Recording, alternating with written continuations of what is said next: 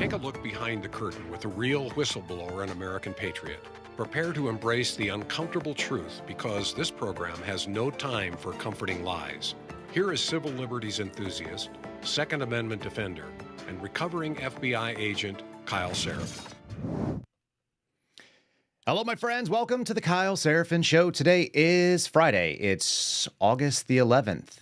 And we have a friendly Friday. We'll have Steve Friend on in just a second, so we'll welcome him to the program. Steve's on the road, so he's going to have a little different background, but we did decide to wear the same shirt, so you will not be surprised to find out that the suspendables are coordinated, and we back up other suspendables. Before we get started today with today's show, there's obviously a lot of FBI news this week. It actually put me on Dan Bongino's radio show yesterday and Glenn Beck's radio show, so that's always an interesting little experience. We'll talk about some of the stuff that's been going on. I think you guys can see it in the show notes. If you are paying attention, you will already know some of these things. But we're going to cover some of the old topics. We're going to just do a weekly wrap-up like we like to do on Friendly Friday. Before we do that, I want to say thanks to my sponsor, and I actually do mean this. In fact, Steve and I were just talking about this a second ago. These are our friends over at Catholic Vote.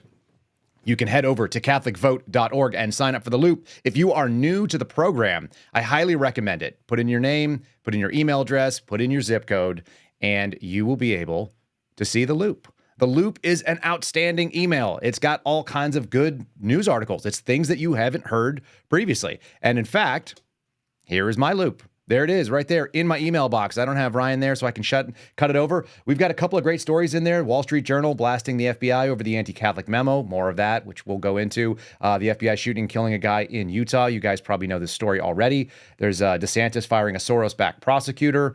Catholics and Muslim parents. I'm actually going to talk about that a little bit later on today. A couple other things in here. Let's see, what else? New York repeals a pro-abortion bubble zone.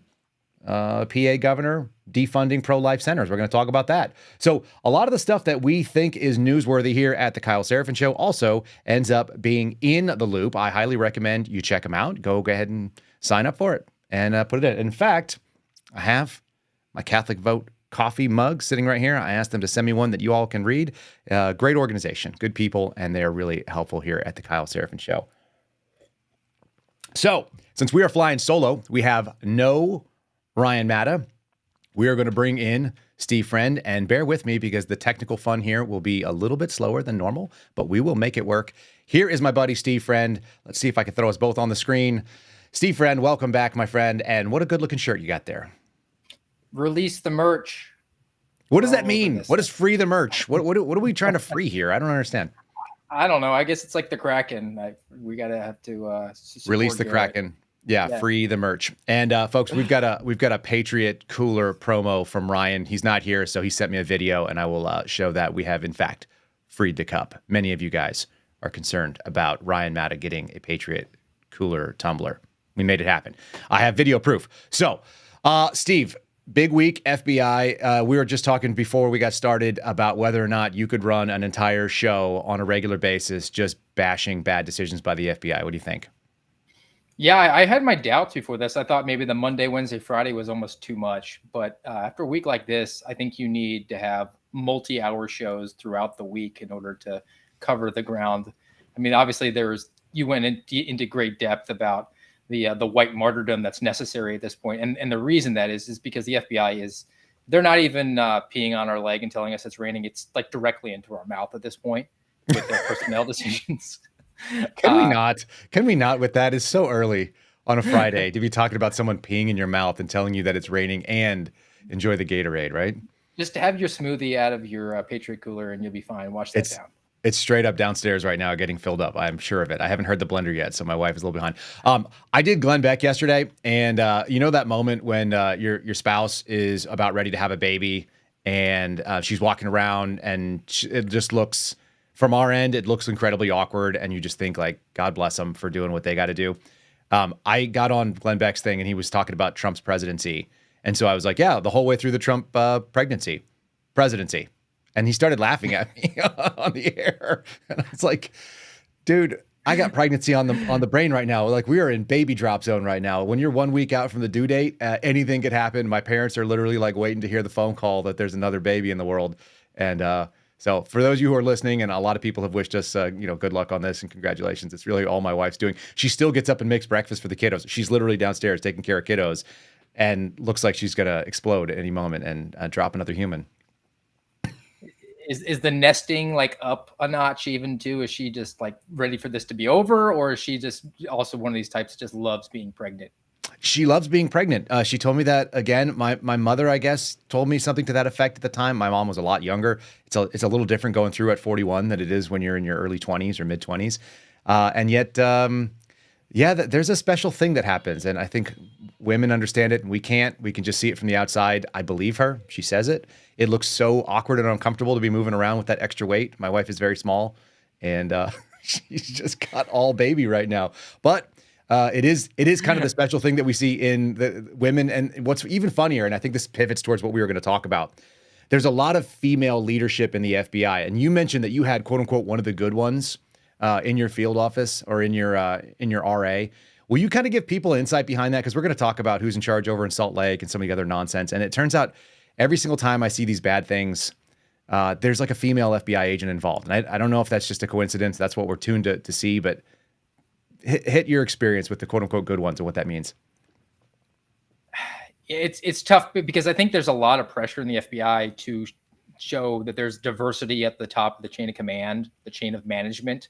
But it's just not from the pool of people to pull from. It's just not it's just not an achievable thing. You can't, to get to 50-50 parity is not representative of what the actual agent population is, which is heavily male. It's law enforcement. That's just the way it is. And as a result of their efforts to elevate female agents to these positions of authority, their selection pool is very small, and it has to start very early in their career. So you have a lot of just inexperienced people. It's not necessarily a character flaw as a result, but they're always pressuring females to try to elevate so that they can have them available to be an assistant director at some point or a deputy assistant director. Right. And the people that actually have or seem to demonstrate not a capacity for leadership, but an actual desire to enter that career path, the passion in the promotion. They're people that just want to tell men what to do, as opposed to be a leader of men and actually achieve the mission that we expect from the FBI. So my experience with female leadership was they came in and right away were trying to demonstrate their authority, and they would do it through a disciplinary process where they would try to find something small and transient to just rake you over the coals for. Like I had a manager come in and say, like, I don't like the way you use commas in your 302 write-ups. Or I love that. Yeah, the style guide. They'd be like, "Oh, that's not according to the CI style guide." I'm like, "Is there a published style guide somewhere?" Like, "Well, I read it years ago, and that's how I enforce." That's why I couldn't use the word "that" when I wrote things up. It has to be which, not that. Yes, and they would hammer. I always hammered on 302 write-up because I was told that they needed to read like a transcript from the audio recording of my actual interview, and I said, "Well, why wouldn't I just order a transcript then?" And in my 302 say, "See attached transcript." Right. And the response I got was, "Well, you should have the actual transcript, and your 302 should be a transcript as well." So and that was just to exercise some sort of authority to see if you were the type that would just go along with whatever they said. And as long as you demonstrated at least a willingness to do that somewhat, then you eluded the spotlight of the discipline process from that manager. And then they found somebody else. And then ultimately, within a few months, we're looking to promote anyway. Let me share a funny little story I had as my last couple of days there in New Mexico, and I think this was always sort of illustrative of how these people were. So there's a woman, God, I can't think of her last name, but her first name was Amy, and her last name is, I don't know, the Troll Queen, something like that. She was this little midget of a person. She looked kind of like a Oompa Loompa, you know the type, overbearing personality, like no capabilities physically, unimpressive. I don't know how these people get into the senior management, but I remember meeting her. She was the ASAC in Albuquerque. Hopefully she hears this because she's trash. She's a shitty person. There's no other way around it. Sorry, people. I got overcome right there. She's just awful. She's just like a lousy human being. And I remember going up with my partner. My partner was a Green Beret. He's a stud. He's a really good dude. You know, we actually talked last night. Still a good guy. So, one of the few people who's not scared of talking to me, you know, and you know the type. There's not that many, right? So we go up to meet this lady because we're on the field office, like the headquarters city visit. We drive up. It's a couple hours. We go up with the boss. We sit down. We meet her. She's the administrative ASAC. So you already know that she's useless. She's doing a job that nobody else wants to do, has nothing to do with any investigations. She's just like pushing paper. And she goes, oh, were you in Washington field office? And I go, yeah. And she goes, how long were you there? And, I know a lot of people there, and that's always a bad sign. Like we're in the middle of in They New do Mexico. that game where, do you know so-and-so? Do you know so-and-so? And Yeah. we could do this all day long. And they want to figure out who your circle is, because if your circle overlaps with theirs, that's that Venn diagram, then you're a good person, or That's you're right. not a good person. So she did this with me right away. And she was like, oh, like who were some of your supervisors while you were at WFO? And I said, oh, Aubrey Schwartz was my first supervisor. And she was like, oh, I know Aubrey. And at that time, Aubrey Schwartz was the ASAC of criminal and probably something else in Minneapolis, letting George Floyd riot and failing in that capacity. And she's the worst boss I've ever had in any job ever, to include when I was 15 and 16 years old working at a Baskin Robbins and teenagers were in charge. So she was the least competent human being that I've ever had. She was a liar. She was a cheat. She was dishonest to your face. She was a bad person. And I mean that, like I will make moral judgments on this person. I rarely will be able to do that. She's not a good human being, and I don't want anything good for her. I want her career to stop. Of course, she's a section chief or higher already. She was a section chief in the domestic terrorism unit down at Alabama last time I checked. So this woman, she was like, oh, you know Aubrey? And I go, yeah, she was my boss for, whatever, a year and a half, 2 years. And she was like, oh, I love Aubrey. She's great people, and I was like, oh, you're an awful human being. If that's the kind of people you like. And like you said, it's the Venn diagram overlap. It's who do you know that I like? And I just kind of nodded my head along.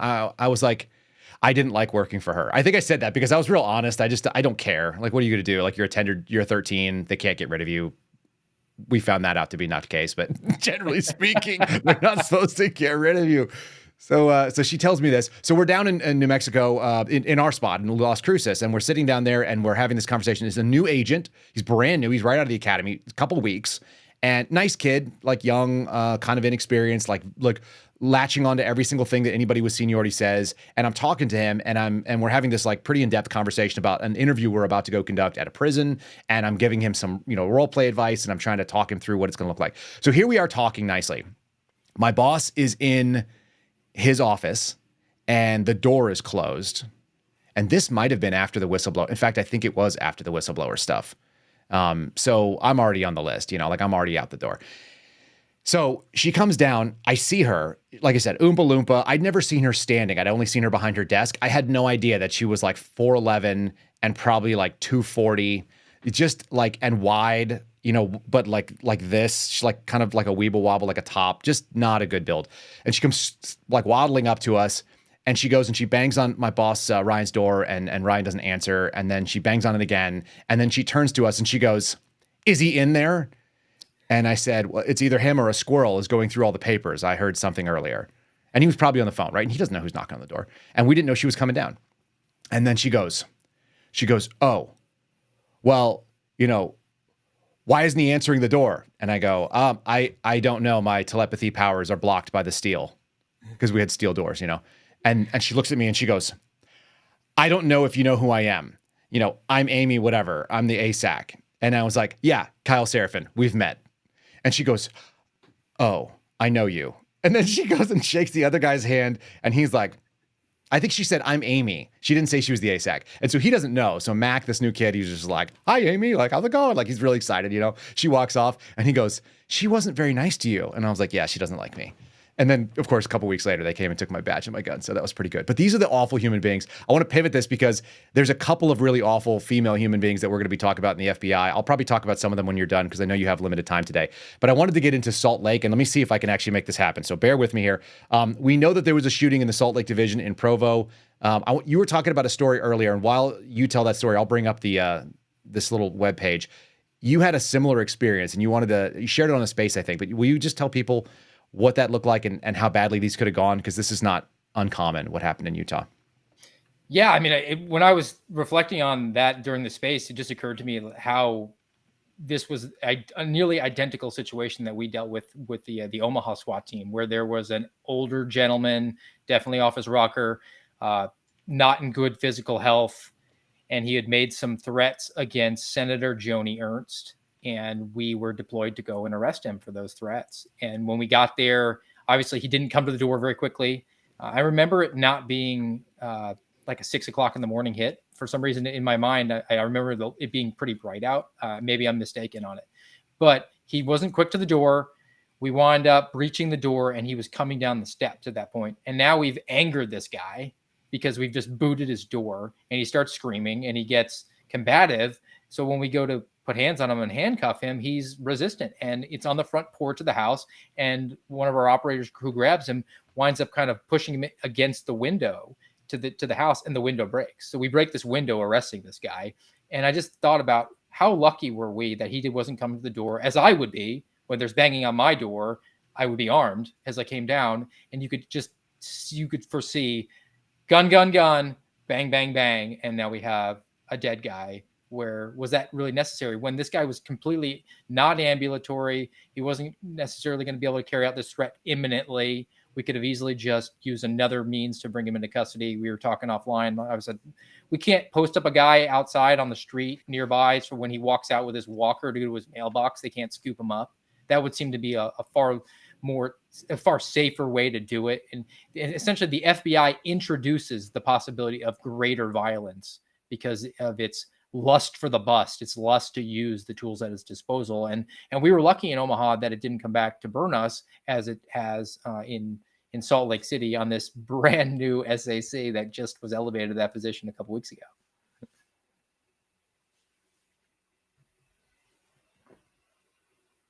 I got no audio. Well, that doesn't help. There you go. Lust for the bust. Yeah. So I was trying to make this thing work. This is what I said. We were going to always be playing. I've never heard that expression, lust for the bust. Is that a common expression that people use? Yeah, that's a cop one. That's the traffic officer who wants to write the ticket. So he rolls up and wants to stroke that ticket out so he can get back out and run the radar. Lust for the bust. He doesn't see that there's a bunch of dope in the car or smell it, or that the person might be having a gun and he puts himself in a vulnerable position. The lust for the bust, what makes you just, just pigeonholed, or you're tunnel visioned on what you want to do, and as a result, you're missing the field and what the threats are and what the possibilities are. People are giving us a hard time because we're wearing the same shirt. GOB Actual, our buddy Garrett, is actually in the chat right now. So this is what you missed in the chat, Steve. We had moms took it away for a little while, and we're talking about their pregnancies and the number of babies. So we love moms. So look, man, I told you, my work wife, our cycles are syncing up here. It's just how it's going to be from now on. That's what it is. The second thing is people wanted to know if your shirt is actually backwards, if you got a mirror printed last line strength shirt, because I think there's probably a setting on your end which flipped your camera, but none of that matters that much. Flipped. I don't know. It's like the American flag. It's upside down. It's fine. Yeah, we're in distress. That is the distressed. This is the in duress or under duress situation. Okay, so let's talk about this new SAC. I'm going to throw her bio up on the screen. We'll talk about it real quickly, folks. So you did some digging on this. This is Shahani Sinha, whoever the hell that is, joined the FBI in 2001. She's in charge of the Salt Lake field office. And point out the significance of this particular press release, if you would.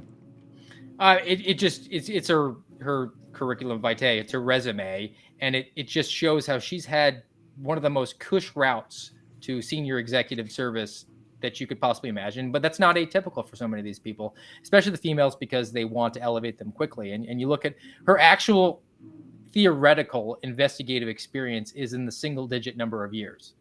And she gets elevated then to working overseas at these cush jobs with London. And then she's liaising with Canada. And I mean, those are really cush. You don't even have to know another language for that. Yeah, that's the real thing. Like those jobs are so desired. Like most people, if they want to get into what's called the LEGAT program, which is the legal attaché program, you got to go start somewhere pretty rotten. That's usually the move. Or you've got to accept a tough post. Like my buddy got into it, but he did it by going to Guam. And so he was in Guam. Then he was approximately closer to Canterbury or whatever the heck it is in Australia. And so he was able to get some of the island stuff like that. But you got to go cut your, do your dues. And it looks like she got moved to London like right away after a short little stay down in Guantanamo, which our buddy George was part of on the military end of it. And he didn't seem to think it was it. People who went to Guantanamo didn't seem to hate it that much. They actually said they had beautiful quarters. They had a gorgeous beach. They were on the military base and treated like officers. So that's a pretty good gig. But the significance of this to me is the July 31st press release. She's named at the end of July. So that's days ago. Yeah, a couple weeks ago. So do you think that just getting settled in there. Maybe she might not even be there. She might still be in transit. There could be an her acting SAC right now in Salt Lake, and that would be worth knowing. And if it was an acting SAC or a brand new SAC, do you think that person having basically their rank Velcroed on their sleeve instead of sewed on at this point is going to question using SWAT against a threat to the president? Well, that's really it. And that's what people need to understand, is that we're talking about essentially a complete lack of leadership within the FBI. We're talking about the, we're dealing with people that don't have the courage of their convictions because they don't know what they're getting into. They haven't done this job before. It's their first step in, and the last thing they want to do is screw up their first decision. And so SWAT as a default is kind of the FBI move, unless you tell me otherwise. No, it definitely is. I mean, we talked about this too. I said that there's this mentality of the FBI agent is a case manager, not a case agent. And it's a way of thinking that I think has infected so many. And when you're a case manager, you're sort of moving chess pieces around a board to do things for your case, as opposed to actually working your case. So you need financial analysis done. So I'll send the documents over to the forensic accountant to do that. And I need evidence analysis done. So I'll send it to the lab after the evidence collection team collects it for me. And I need to make an arrest now. So I'll send SWAT, because SWAT's the default arrest team now, to go do that arrest for me, as opposed to actually wanting to put hands on the subject. Where I don't know about you, and I assume we're pretty simpatico in our belief. I joined the FBI to actually put handcuffs on bad guys. I did not want to give that opportunity up to somebody else to do for me. Right. But I think there's a lot of agents that are just content to, hey, my gun is something I wear for my walk from the car to the office, and then I put it into the drawer. And a lot of agents do that. Keep that afterwards. And if I have to endanger myself in any way, and not to say that there's inherent risk, obviously, but you can certainly mitigate that substantially just with a little bit of creativity. But even that action is too much. SWAT are the guys, they sign up, they get the cool guy pajamas, they get all the gear, they can go do the arrest because that's what they do for fun. It's true. And I used to always make fun of the guys on the SWAT team in Washington Field. I used to call them the standard warrants and arrest team. Because they're, and then sometimes I'd call them standard weapons and tactics, because SWAT in theory is supposed to be a specialized thing. They've got sniper tools. They've got, bombs squad guys that are assigned to them sometimes. They've got robots. They've got all kinds of, they're supposed to have upgraded weapons and capabilities. And yet they actually roll around with the most common thing that exists in law enforcement, which is an AR platform rifle and a Glock 17 pistol. There is nothing more standardized, as I would say, across this country when it comes to the way law enforcement does work. So it always made me laugh that they were like special. It's like, that's not special, other than it was a different color polymer grip. I got to share this story with you. You'll like this, because they're not reacting. It's not a SWAT call out to like an active shooter, right? It's right. A tip 99.9% of the time. It's a planned arrest, but they always do in training. Like, the situation is we're at training and then we're needed right away. We got to respond. Right? the fake call out that doesn't exist. It actually happened to us in Omaha once. Okay. We were at training, got the call. Hey, we have an escaped felon that we have to go and take down. He was in Des Moines. We had to actually drive across the state to go to Des Moines to assist. It winds up being an escaped, like, property crime felon who just like walked out of the jail, and then like a minimum security. Yeah. And was driving.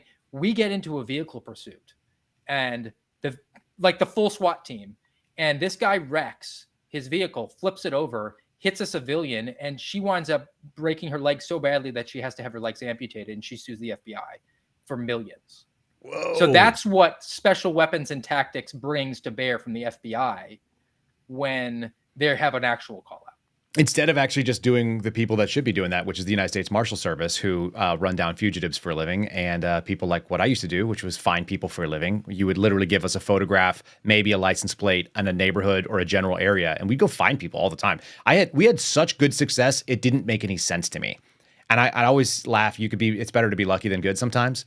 But I cannot believe how often you would literally give me like a driver's license picture from 8 years ago and tell me, like, not the make, but it was like a white 4-door sedan with a sunroof and Maryland plates, no further information. And we go find the guy all the time.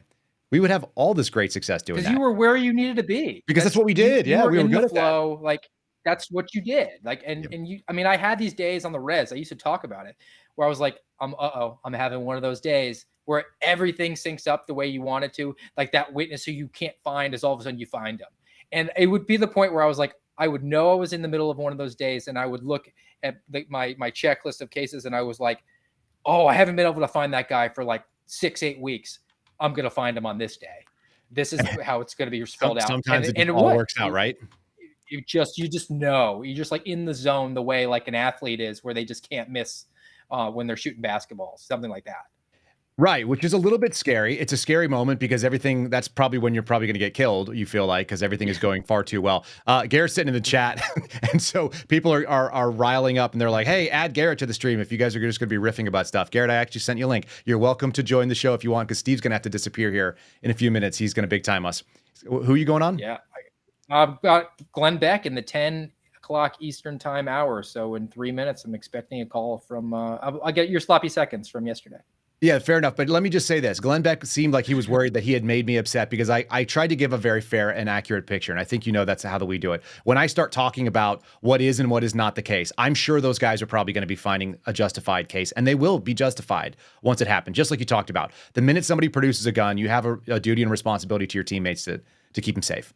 And yet, choosing that tool, yeah, I agree. Choose the doctor, you choose the diagnosis, choose the technique of arrest, you choose the way it goes down. What do you think? Yeah, they introduced the possibility of a higher level of violence or a higher likelihood of violence as soon as they brought in a Bearcat with a donger on the front for a guy who they already had agents who had talked to that could have told you, hey, look, he's not extra mobile, he's not extra healthy physically, he's not going to be able to carry out that sort of threat. We could easily do this another way. But again, you have either an acting special agent in charge or a brand new special agent in charge. They're not going to want to put that PowerPoint that gets briefed up to headquarters about a threat to the president's life that, yeah, we elected to send a case agent or case manager over to have a discussion with this man. I'm sending the SWAT team. Right. It briefs well, as my buddy likes to say up in Montana. Whenever things that were really dumb were proposed, it briefs well. Right? Agreed. Phil also says the GS-15 and above never says no to a bad idea. Never says no. That's the only way you're going to advance. I don't want you to be right on the edge of it. You have any parting thoughts on that? And we'll say goodbye to you and thank you for your time here on it. But and also, if you want to plug the book real quick, you can obviously do all those things too. I'll plug the book. True Blue, my journey from beat cop to suspended FBI whistleblower. Sales are going all right. I'm going up to Atlanta to do a few speaking engagements and book signings this weekend. I've got some other events going on in Florida, and just encourage everybody to pick up a copy of it. I think it's doing okay. I don't know. The publisher hasn't given me exact figures, but again, like I'm not expecting to make money. Unlike Debbie Wasserman Schultz implied, I didn't take an advance for this book. I just wanted the information to get out to people and then be able to say that I was a best-selling author, which I can say. In your category, you are the best-selling author, and moreover, you publish things the FBI didn't want you to. Correct. That's the ultimate. No redactions. That's it. All right. So, folks, if you want to get Steve's book, go to check it out. It's True Blue on Amazon. Real easy to do, or you can see him at one of the many speaking engagements he's flying around the country doing. And you can follow Steve at Real Steve Friend on Twitter. He joins me for Twitter Spaces, and we give good commentary. And then also on Truth, if you like. And that's Real_Steve Friend, STEVE, Steve Friend. Common spellings for everything. Super easy. Buddy, thanks for joining me for the Friday. I hope you have a good, safe drive down to your speaking engagements, and say hi to Grandma again for us at the Kyle Seraphin Show. We enjoyed it, man. Hey, thank you, man. Have a great weekend, and happy weekend to Grandma Isabel, who is downstairs at my parents' house right now. Outstanding. Good stuff. Hopefully they hear this stuff. All right, buddy. We'll see you soon. All right, ladies and gentlemen. So we're going to continue on here. I've got a couple things I want to bring up. I got a couple of kind of bizarre news articles that are happening. So we're going to move through them in sort of slow order. The first, obviously, is the fact that we have some bad female leadership. I'm going to cover some of those. I actually got a little video for you. Obviously, it looks like Chris Wray was actually lying, and I've been sort of called in to do a couple of different news programs. This Catholic document that was released, this was an intelligence product. If you didn't read the original, can I just make another shameless plug to go to uncoverdc.com? Many of you know Tracy Beans. She's a friend of the Suspendables. She runs the Dark to Light podcast, which I've been on a number of times with her. Tracy and I are actually going to cooperate on a little article for people to have a better understanding of what happened in Utah. So I will be putting that out in writing for those of you that want to share that around and they're not podcast listeners and they want to just see something in print. I am going to write up what I think that the real problem is. And there's a significant problem in this country with SWAT tactics. I got into it last night on a Twitter space, and I'll share it a little bit here, just in broad strokes. The idea that there is a need for a dynamic entry in law enforcement is very, very antiquated, and I think it's very low. There is only really one, maybe two times you can justify what we call dynamic entry. Dynamic entry is when someone rolls up to the door, bangs on it and says police, and then use a battering ram and goes into it. And why would you do something like that? And the only really two justifiable situations are, one, active shooter. Somebody is inside and they are shooting and killing people, which is very similar to a much smaller sort of situation, which is known as HR in the business, or hostage rescue. And those are the only two reasons why a SWAT team should be rolling in, taking down a door and going in. It is to protect life and limb is essentially it, but it's really just life. You are going in because there's the possibility that an innocent person might be killed. And in order to protect that life, you are going to do the most dangerous thing for both the subject and for the officers or the agents that are going into the door. And that is entering an uncleared, unknown space. This is not Iraq. This is not Afghanistan. This is still the United States. You can stand outside safely. You are not going into that door because it has the possibility of being somewhat safer and clearable and more contained. And just for your awareness on this, the way that it works, and all my military veterans understand this intuitively, when you go and you enter a building, when you are in a foreign country, the outside is unsecured because you are in the street. The inside is unsecured, but you can go in there and at least you have walls. So you enter the building at high speed with high velocity with what they call speed, surprise, and violence of action, the CQB, or close quarter battle triangle. You go in because you can go in there and you can control some space that is smaller, and you do it because it's safer for your team to be inside of a building than exposed in the street. That's why you do that. In law enforcement in America, that is not a requirement. There is almost no need for it, almost ever. Maybe in some neighborhoods in Baltimore, some in Southeast DC that I've been in, a couple of on the East Coast that are pretty trashy. There's some in Pittsburg that were pretty rough. But otherwise, there's really very little reason to go through a door. You should not be going in there to protect evidence, and you should not be going in there to simply secure a subject. You can wait indefinitely. At some point in time, they'll run out of food, they'll get bored, they get sick of you playing music, and they will surrender. Or they will take their life, or whatever other things happen. But the option is that you give them a choice to do that thing. And by going in the door at 0600, which is a default SWAT tactic for the FBI, you are rolling into an unknown scenario with people of unknown mindset who have unknown capabilities and weapons, and you are putting them to a decision for all their chips without any preparation. And especially in a situation where you've got some old guy who's got a disabled son and is in his bedroom and probably has low mobility, it is incredibly dangerous. I just absolutely resist the idea that this needs to be done, like I said, unless you are trying to protect life. And that is not the case for what happened here. So it is kind of a troubling thing.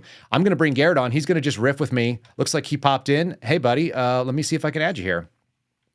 We're adding my dear friend Garrett O'Boyle to the stream. There he is, wearing another suspendable shirt. What's up, bud? What's up? It's Friday, and we're in baby mode here, which means that I'm also in family mode. So bringing on the family here is always a good time.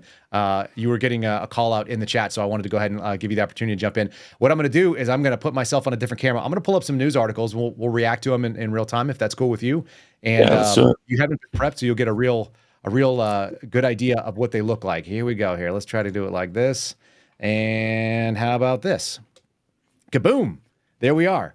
So, two studly gentlemen wearing cool suspendable type shirts. Well, this is an article that came out of the Daily Signal. I wanted you guys to see this. This is written by Gigi De La Torre, written yesterday, day before yesterday, and she describes this. This is entitled "Especially Cruel." A mother of a Down syndrome daughter calls out the Montgomery County. This is just outside of Washington, D.C. in Maryland. Their denial to opt out of an attack on children. So this is a mom who has a Down syndrome child that does not want her, I think, daughter, her daughter who has Down syndrome, to have to go to a Pride storybooks scenario, because that's really what our schools are all about right now. They are pushing this bizarre, they're putting this bizarre indoctrination on instead of what we'd like to indoctrinate. You have any thoughts about why you would see a federal judge, like what's going on with these district judges that are making these proclamations about this kind of stuff? Of course, this woman is Catholic. Of course. So, I think it's just a greater assault on Judeo-Christian beliefs, as it were. And just the antichrist nature that our country has taken. It's interesting you popped this article up because Heidi and I were talking about schools last night. I know in some areas of the country, kids are already back to school, and some will be starting in the next couple weeks. And we homeschool, and we were just talking about public school and how much of a misnomer that is, how it's really just government school. And think of this: you send your kids to government school, government indoc, from the time that they're 4 or 5 years old until the Yep. time that they're 21 or 22 years old. So there's a pastor out there, author, his name is Vodi Bakum. In one of his books, I think it's called Family Driven Faith, he says, you can't expect to send your children to Caesar and not expect them to come home as Romans. And I think that that's where we are. And if you push back on Rome, as it were, and our government, and say, hey, you know what? I don't like this DEI idea. I don't like all this LGBTQ stuff. I'm a Catholic. I'm a Christian. Heck, even Muslims, they are against homosexuality and all this LGBTQ nonsense. And just to get it forced down our throats by the government it goes back to something we've talked about before. Our society in large, certainly our government, they have replaced the capital G for God with the lowercase g for government. And Yep. that's the new religion. And this is one of the pillars, one of the cornerstones of that religion. It's interesting because you just mentioned it. It's not so much that people are anti-gay per se. What they are is anti-indoctrination for a very small percentage of the population that does not have anything to do with the educational mandate of these schools. They're trying to teach like quote unquote tolerance, but they're really trying to normalize something that is actually, you can tolerate the minority. As we actually talked about on this program, the respect for the republic is that we protect the minority and allow them to exist, but we make decisions for the majority without allowing a tyrannical majority. And what we have right now is a tyrannical minority, which is bizarre. It's absolutely upside down. I'm just going to read the opening of this thing. It says Muslim and Christian parents protested Wednesday outside of the U.S. District Court in Maryland for 2 hours before the court would hear arguments about the Montgomery County District refusal to allow them to opt out with their children for this LGBTQ book curriculum known as Pride Storybooks. The woman who we're talking about, Grace Morrison, who was up on the screen just a second ago, a Catholic mom, daughter with Down syndrome, enrolled in Montgomery County Public Schools, or as we like to say, government schools. And she said that the school board's decision to deny parents the right to opt out of the Pride storybooks is an attack on children. And I do think it is, because it's actually developmentally inappropriate for certainly her daughter, but probably for many others. This is a direct quote from her saying, not allowing children to just be children is sort of attack on their innocence, because we're bringing sexuality into something that doesn't need to be done, especially having a child with special needs. They already have so many challenges in their life. And then you add this, it feels especially cruel. I tend to have a strong agreement with what she's saying. They're simply saying, let them opt out. Let the parents decide what part of the curriculum is appropriate for what they're doing. And unfortunately, the only way you do that really is by taking them completely out of these schools. Exactly. That is the only way anymore. And, I think back to when I was younger, even I think I forget, one of the years in high school, we had switched from the private school we were going to, mostly for like money reasons and whatnot. And we were in the government school now. And I forget how we learned about it, but my parents didn't want us going through sex ed, learning how to put condoms on a banana and all that. So the school agreed, and we didn't show up to health class that day. And right now they're saying, and let's be real. Yeah, let's be real honest about how difficult this is. We're talking about a cylindrical object and a cylindrical covering that goes over this sort of thing. Yeah. Like, just to get completely mechanical about it, I think most dudes can figure out, you know how to put on a baseball cap. You've been able to figure out how to put on a t-shirt since you were like my 2-year-old can put on a t-shirt. We're literally talking about a process that is complicated so much that maybe a 3 or 4-year-old could do the mechanical action of it. Do I need them doing that? I don't think so. I don't think that's at all appropriate. Hey, mom, I'm going to figure it out anyways, but okay, we'll skip that day. But the point here is the government is saying, no, you can't opt out. And this goes, we've seen a lot of it in the past. It seems to me like in the last 6 months actually, I guess we'd go back into the last school year, especially. It seems that more and more and more government is saying, no, you actually aren't in charge of your kids. Well, what was Joe Biden's quote not that long ago about they're all of our kids? They're not just your kids; they're all of our kids. I mean, I'm paraphrasing, but and that's I mean, that's not true. The government does not No, own me or my kids. nor correct. And They do even not. if I decide to send them to government school, the government still doesn't own them. So if me Right. as the parent wants to opt them out of, you name it, some pride event, some, I don't know, say they're reading like the 1796 project or whatever, 1696 project or whatever that book is. 1619. Yep. Like we're going to opt out of that if we want. That's our right as a parent, because the state is not in charge of parenting. But it's just another Orwellian example of like, oh, what I'm saying right now is a very antiquated idea to the lowercase god government that we are under.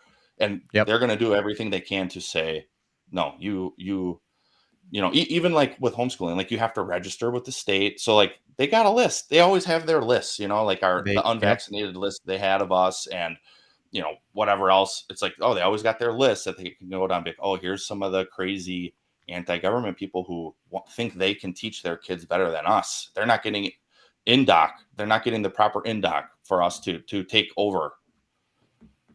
It's true. And you know what's funny is that they showed that was a losing proposition in Virginia in the election of Glenn Youngkin, right? So he came out and was very successful in being able to say, like, look, and honestly, we just had Tiffany Justice on the program the other day, and their statement, we do not co-parent with the government, means the government has no business being in this. They don't have a vested interest. And I would say it's kind of offensive. This is actually another little article I'm going to throw up on you. This actually comes from CatholicVote.org. And so this was something that was in the loop this morning. This is the PA governor, whose name is Josh Shapiro. He's a Democrat. And so what they did is they announced that they were not going to renew a state funding contract for Real Alternatives, which is a pro-life network of 77 crisis pregnancy centers throughout Pennsylvania. You know, the ones that the FBI was unable to find people that were defacing and damaging. It says, although there's $8.2 million on a line item that is actually budgeted for women's health purposes, the Real Alternatives, which is the name of this organization, will not be receiving any of this money as it has in the past. Instead, the governor's office will be accepting new applications for women's health providers. I'm sure that is a euphemism for abortion. And this reminds me so many ways. I don't know how much you followed the work of Pope John Paul II, but one of the things that I remember very formatively growing up in the Catholic Church was, and it was something that he was very accurately diagnosing, is a culture of death, a secular culture of death. And anytime you're going to take cash away from an organization that's quote unquote pro-life, that's literally what they're doing. They are encouraging women to help them to move along in pregnancies. And this is especially important to us right now in our house. But the idea that you're going to defund an area that is meant to help babies come into this world, you are in fact part of the culture of death. And Pope John Paul II was spot on with that kind of thing. I think it's just grown exponentially since his passing. Yeah, I think you're right. He was spot on. It makes me think of Old Testament where it's talking about Molech and Baal and some of the gods that Yahweh God did not want the Israelites to worship. And there's a verse, I forget exactly where it is, but it says something like they even offer their children as sacrifices to their gods. And again, with this idea of lowercase god government, that's exactly what this is. I think since Roe was first enacted, we have slaughtered something like 70 million preborn humans. So yes, our God is a loving, gracious God, but that grace eventually will run out, and that grace will turn to vengeance and justice. And as loving and as gracious as he is, he's equally just. And so a nation, I think we're seeing a nation under judgment for many reasons, not just this, but this is certainly one of them. You can't slaughter 70 million people, God's most prized creation, and think there's going to be no consequence. But 100%. Hey, maybe I'm just an extremist, No, you're definitely an extremist. That's why we get along. Somebody was saying that they were not an extremist the other day on a Twitter space, and I was like, let me just go on record and say I am an extremist. That's just the way it works for me. Let me read this because this is what the organization Real Alternatives said. They said, we believe the governor has been terribly misinformed about the need for the program and its success. By the way, they've received $60 million in state funding in the last 10 years, so that makes sense. Close to $10 million a year. The services that this program provides to the women of Pennsylvania are crucial. Approximately 60% of the women who come to our program are considering abortion and choose to bring their baby to term because of them. Also, 84% of the women pressured to abort choose to bring their baby to term once they've gone through this organization. And they added at the end, terminating this program will result in increased abortions throughout the Commonwealth. If you find that to be a value, I would say that you are evil, but that is essentially what these people are doing right now. They have basically said, we want to do the pro-abortion thing. The idea of pro-life, that's a euphemism for being pro-death. Pro-life and then pro-choice. Pro-choice is pro-death. It is now. It didn't actually used to be. In theory, they used to say, we support people being born, but we're okay with the idea if there is like safe, legal, and rare, which is still an awful position, but it's somewhat there's at least a minimal moral defense that we could get behind there. Most Christians would not get behind it, but they at least understand where you come from. But if your position is pro-death, which it is currently, it's insane. And I saw these people in front of the Supreme Court, by the way. I don't know if I told you, when I was out in front of the Supreme Court, we had a lady that was yelling, "Hail Satan," and she suddenly found herself all by herself. Because even that is too extreme, but she was acknowledging, like, they're tapping into something I don't think they understand, and that child sacrifice. I think you nailed it. Yeah, I think that's right. I mean, I think of that. I think that's how Satan works. The one person who's saying "Hail Satan," everybody's like, "Oh, I don't want to be associated with that." But guess what? Satan isn't out there with horns and a pitchfork. He's out there taking his time. He's been at this for thousands of years. He knows what he's doing. He's not going to come at you that way. He's going to come at you and say, "Hey, just be proud of how you want to live." Oh, that's just a clump of cells. That's not a baby. Like he twists and turns and deceives along the way. And then you get to this point where it's like carte blanche, we're just slaughtering humans. I mean, that's what it is. If we want to. And the weird thing is, the weird thing is you grow out of it is these women that basically are in their 40s and 50s. They've never had children. They've never had the opportunity. They were sold a bill of goods, and they end up being in charge of the FBI, different offices. So I'm just going to bring this up for a moment because this is relevant to what we were talking about earlier. This is a woman named Jackie McGuire. I broke the story yesterday on my Twitter page. So those of you who haven't seen it, I think we've got maybe 100 and something thousand views on it. So people are seeing it. This is her name. She did an expose while she was in the special agent in charge role somewhere, probably in Philadelphia. It says women in uniform, my career with the FBI, special agent in charge. So Jacqueline McGuire, who was the special agent in charge of the field office in Philadelphia, was just named in charge of the training division. And it's relevant because when you start putting people that have minimal life experience, they don't value lives. And in many ways, she probably missed a calling. She doesn't seem to be a happy person. Here's the story that I want to bring up to you guys. Some of you remember, we actually did an entire episode about this. This is before Garrett was public. This was called an episode that you can go back and watch it. It's called You Can't Just Shoot a Dog. And you can't just shoot a dog. Garrett, you were on SWAT. You were a defensive tax instructor. Is there any provision under the FBI's deadly force policy or DOJ's deadly force policy where you can defend your property, which is what a dog ends up actually being? No. The deadly force policy is the deadly force policy, whether you like it or not. So if a dog is attacking you or another person and you have a reasonable belief that they're going to cause great bodily harm or death to a human, then you're justified. But in this case, when you're walking your dog down the streets of Philadelphia and another dog or your dog attacks that dog or that dog attacks yours, you're not justified to start killing somebody else's dog because there's an attack. Dogs fighting, essentially. Pull your dog away and hope that the other owner of a dog pulls their dog away, and then go to the vet and have the dog lick its wounds. But you can't pull out your gun because you're the special agent in charge of the Philadelphia field office and shoot somebody else's dog because dogs are nipping at each other or maybe even mauling each other. Even if it's a pit bull and even if it's killing the other dog. And that's what's so screwy. First of all, she's physically incapable of dealing with the pit bull in another way. But what people were like, oh, it's a pit bull. Like, so, that changes the game. And the answer is only if the pit bull is attacking you or some other human being. If it mauls your dog to death, it mauls your dog to death. And here's my answer to it, because it always comes up. It's like, okay, well, you want to defend your dog. I understand that. Physically, you and I would have choked out the pit bull. That's what would have happened. Mm-hmm. It would not be a gunshot scenario, not in the middle, busy streets of Philadelphia. But most importantly, and I think this is the part where people forget about it, how many times have we heard about an FBI agent randomly on the street killing a pit bull because all FBI agents have dogs? And the answer is zero. This is the only time it's ever happened. But in the fairness of the world, we're going to bring up this little quick story here because I think I actually have a video of it. And this is the results of what happens when we let women who are running these, agencies. Here's the follow-up on it, which you guys found out probably. I think this actually came out after we did the article or the podcast. So let's play this real quick.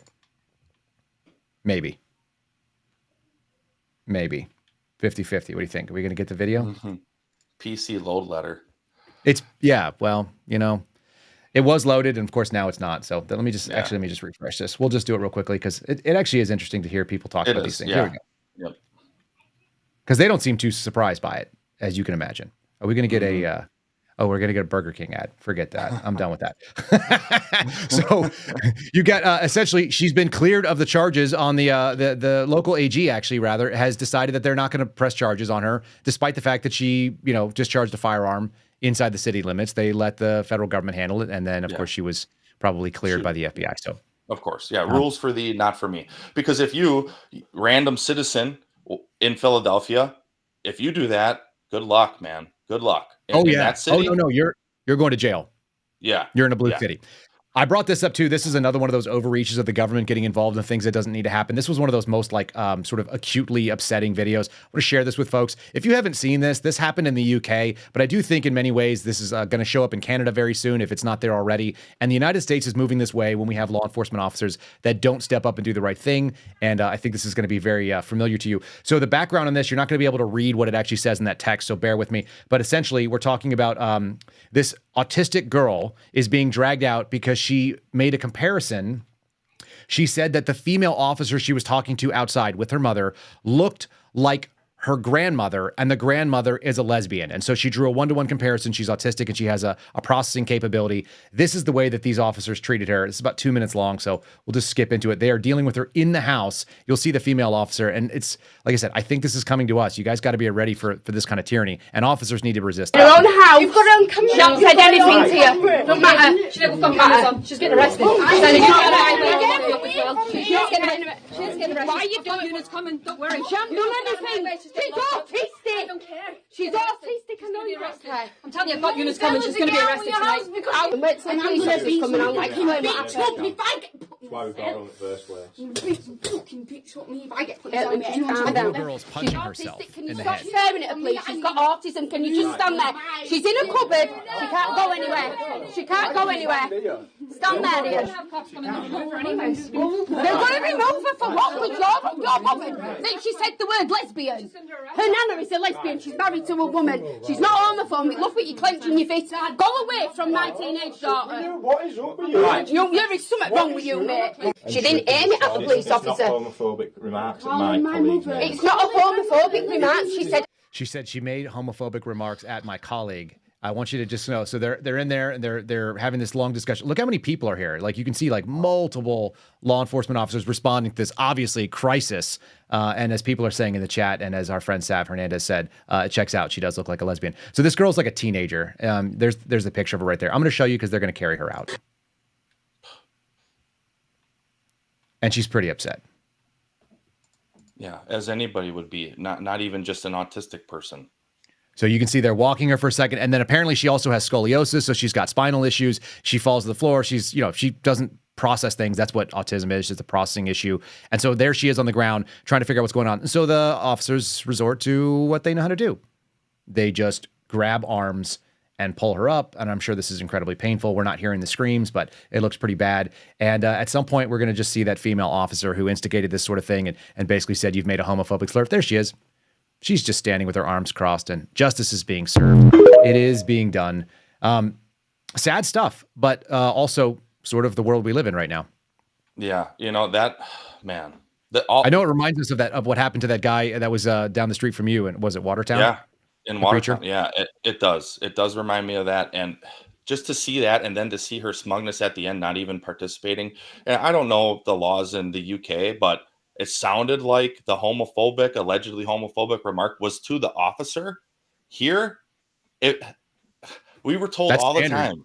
Yeah, we were told all the time, you can't arrest somebody for disorderly conduct if it's directed at you, like you, the officer. So if somebody is, cussing you out or, talking about your mom or whatever they're doing, because it happens all the time to cops, you as an officer, you can't be the victim of that crime. So, if they're being, like in Wisconsin, part of the disorderly conduct statute is like unreasonably loud.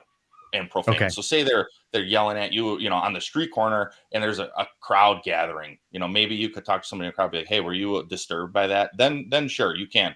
But typically, you're not. You're just going to deal with it, as an officer should. You're not going to. I mean, look at what they did, dude. It makes my stomach flip, man, because it is the absolute opposite of what law enforcement is supposed to be doing in any country. I don't care where Right. it There's is. no protect and serve in that, is there? No, not at all. Not at all. It's just it's the state power.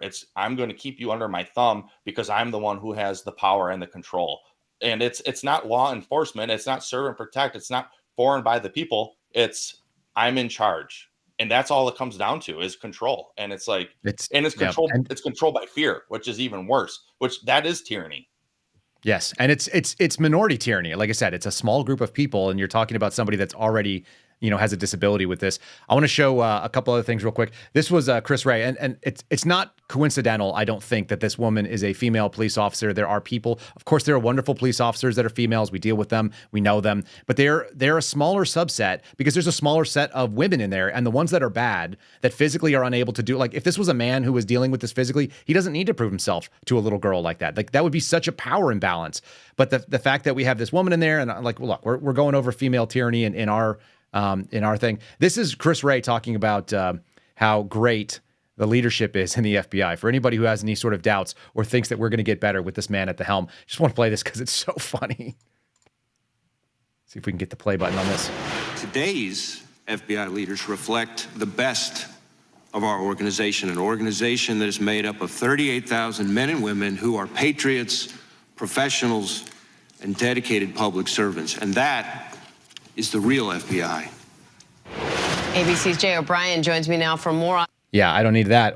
You want to tell me about the real FBI there, Garrett? Does that sound like the real FBI to you? It probably is. Maybe. I don't know. Like when he says stuff like that, I want to know, one, who wrote that for him? Because I don't think he wrote it. And two, probably not. If he believes it, it really does show how insulated he is, because how many quote unquote dedicated professionals did you even work with? I would say not that many. I mean, it was the minority who were truly dedicated, and you knew who they were. And right. And you know what they result in? They result in this. Exactly. And then this is written by the editorial board at the Post. Like this isn't just like some opinion writer. This is the actual opinion of the New York Post. I'll read this for those of you who are not watching on the Rumble channel. FBI head Chris Ray lied about targeting Catholic. He owes America answers. He owes this country answers. This is yesterday's drop. It was at 8 p.m. last night. So this is this morning's news. There, he's got some splaining to do, as they like to say, right? Because the man said that it was one field office involved. We found out this week that it was two others on both coasts. Exactly. And I just don't believe that he didn't know that, because remember in his testimony initially about that, he acted all enraged and said, as soon as I heard about it, we looked into it. It was one field office, and we're doing our internal review, which is BS also, by the way. Like, why does the FBI... Go ahead. Let me tell you something. When I got that document, it was already redacted, okay, on purpose. The whistleblower who gave it to me was redacting to protect sources and methods, as is appropriate for someone who works inside the FBI and knows what the thing was. We redacted it in order to give it to Congress. That was going to be an appropriate way to disclose it. That's why it was redacted. And if you go to Uncover DC and you find our article, which was in the early February, it's I think it's FBI doubles down on targeting Christians. So you can find that. It's actually in my Twitter feed as well, and I'll put it up on Truth Again. But it was in there, and it was redacted by the individual who did the whistleblowing on purpose to basically keep sources and method protected. When the original document obviously wasn't. And so when Chris Ray saw it for the first time, because we exposed it, by the way, he says he doesn't know how he found out about it. I can tell you how he found out about it. He found out about it because I put it in an article, and then it went, balls to the wall across the country. But he lied about that, and he could immediately see that there were other field offices known. He knew about it the same day that he found out about it, the same day he got it. Absolutely, because they know, like, okay, this one's going to be big. Even Merrick Garland, and Merrick Garland and Chris Ray both put on this phony outrage. I mean, I guess I don't know the true intent of their heart, but to me, based on what I do know, based on my experiences with the FBI and the DOJ, I just don't believe that they are truly heartfelt about their faux enragement over this issue. Because if he was actually enraged about it, that whistleblower who took that to Congress, they would not have gotten the treatment that we got. None of us would have gotten that treatment. And then on top of it, to claim that it was just that one field office. No, he was getting briefed about that. I'm sure he had the document in hand that same day to go over it, to try to come up with the answers he was going to come up with. And he sits in front of Congress and perjures himself again. And what's going to happen? What's going to happen to him? Nothing. Correct.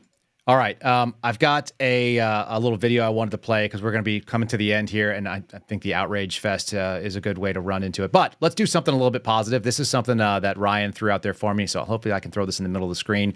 Proof that we have, in fact, freed the cup. Apparently, you were doing the merch thing, so I'll ask you about that first. But let me just say, we'll thank Patriot Cooler. Here they are. Let's see. Patriot Coolers, you guys know, they have some really cool stuff. They have some gifts for veterans. You can go to patriotcoolers.com, use promo code Kyle, Kyle.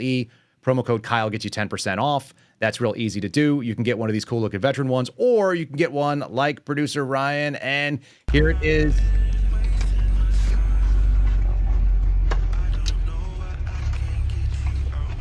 Looks like a Yeti. Look at it. Let's see what Kyle got you. There might be something pretty cool on it.